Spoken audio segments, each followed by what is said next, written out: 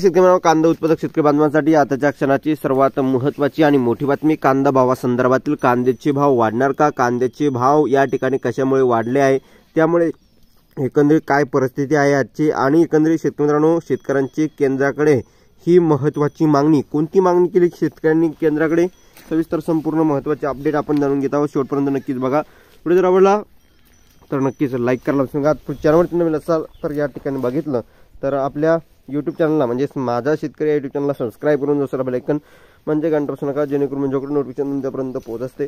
करू शकता उन्हाळी कांदा संपला, नवीन लाल कांद्याची बंपर आवक, दर घसरण्याच्या भीतीमुळे शेतकऱ्यांची केंद्राकडे ही मागणी। नाशिक जिल्हा द्राक्षाबरोबर कांद्याच्या उत्पादनासाठी प्रसिद्ध आहे।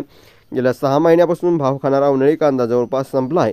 आता नाशिक जिल्ह्यातील विविध बाजार समित्यांमध्ये लाल कांद्यावरच सर्वाची भिस्त आहे, त्यामुळे या ठिकाणी त्याची आवक वाढत आहे। लासलगाव मुख्य बाजार आवारासह उपबाजार निफाड विंचूर येथे 1 डिसेंबर पासून 12 डिसेंबर पर्यंत 3 लाख क्विंटल नवीन कांद्याची आवक झाली आहे।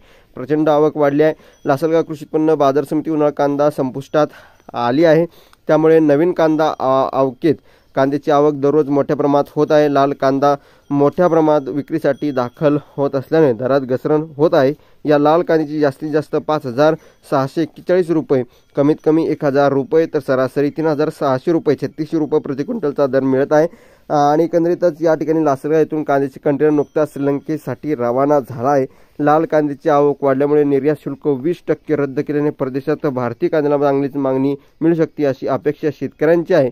त्यामुळे एकंदरीत कांद्याचे दर स्थिर राहण्याचा कांदा निर्यातीवर 20% निर्यात शुल्क रद्द करावे अशी मागणी शेतकऱ्यांनी केली आहे। यासाठी केंद्र सरकारने लोकप्रतिनिधींनी पाठपुरावा करावा आणि अशी मागणी शेतकऱ्यांनी केली आहे। लासलगाव बाजार समितीसह केंद्र सरकारकडे याबाबत पाठपुरावा सुरू केल्याने लासलगाव बाजार समितीचे सचिव नरेंद्र वाडवणे यांनी सांगितले आहे।